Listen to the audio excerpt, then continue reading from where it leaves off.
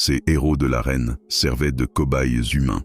Dans l'Antiquité romaine, les gladiateurs étaient des combattants célèbres, admirés par des milliers de spectateurs.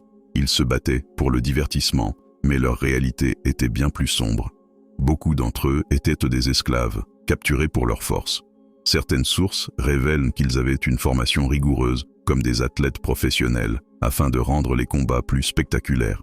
C'était un véritable spectacle, pensé pour exciter la foule. Les gladiateurs recevaient parfois des récompenses, mais la plupart risquaient leur vie à chaque combat.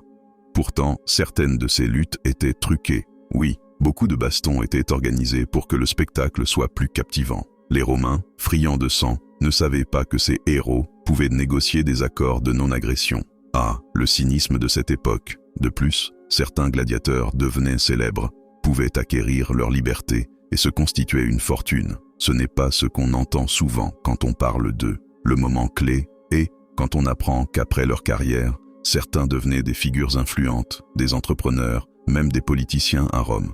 Le paradoxe est frappant, des combattants de l'arène devenant des piliers de la société. Ce monde cachait une réalité complexe, où bravoure et survie se mêlaient au tragique. Mais habituellement, ces vérités sont oubliées, idéalisation des gladiateurs rendant leur image surdimensionnée. Pour terminer, la grande révélation, la plupart des gladiateurs mangeaient mieux que les citoyens ordinaires.